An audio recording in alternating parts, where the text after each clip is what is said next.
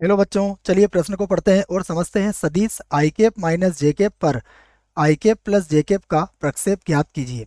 तो यहाँ पर हमें प्रक्षेप ज्ञात करना है। प्रश्न को हल करने से पहले हम मुख्य अवधारणा लिख लेते हैं।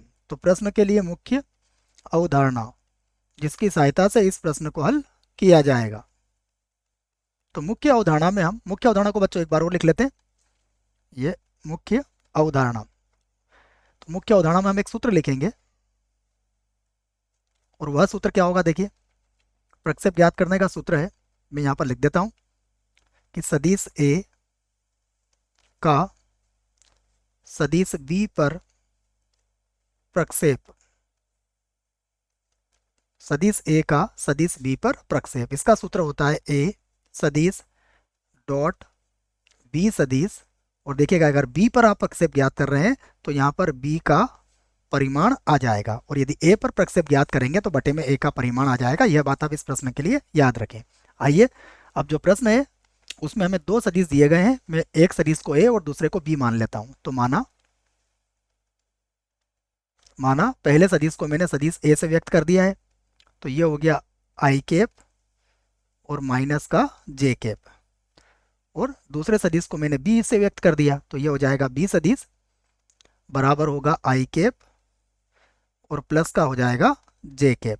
अब हमसे क्या पूछा गया है, देखिए यहाँ पर ए पर बी का प्रक्षेप पूछा गया है। ध्यान रखना, ए पर पूछा गया है, तो मैं इसी बात को यहाँ पर लिखूंगा कि सदिश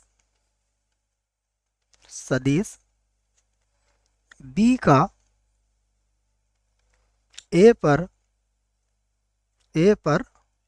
प्रक्षेप, जैसा कि प्रश्न ने कहा है।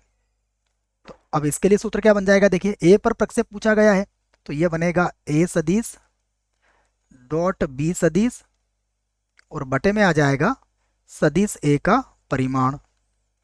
अब हम मान रख देते हैं। सदिश ए हमारे पास कितना है, ये है आई कैप माइनस का जे कैप।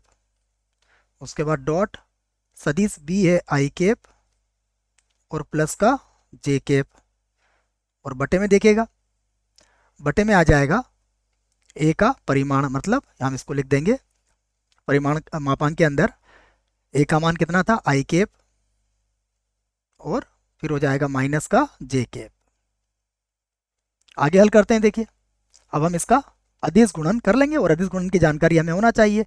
आई डॉट आई एक के बराबर होगा, उसके बाद आई डॉट जे जीरो हो जाएगा, जे डॉट आई भी जीरो हो जाएगा, फिर होगा माइनस जे डॉट जे एक के बराबर हो जाएगा। और बटे की बात करें तो इसका परिमाण क्या होगा, एक का वर्ग और प्लस हो जाएगा माइनस एक का वर्ग। ये हमने लिख दिया, परंतु ऊपर देखिएगा आप, एक माइनस एक, ये तो हमारा जीरो हो जाएगा। इसका अर्थ ये हुआ कि हमारा उत्तर कितना आ गया, जीरो हमारा उत्तर आया है। और ऐसी स्थिति ये बनती है, इसका अर्थ होता है कि दोनों सदिश क्या है, एक दूसरे के लंबवत हैं। आशा करता हूँ बच्चों आपको इस प्रश्न का उत्तर समझ में आया होगा। धन्यवाद।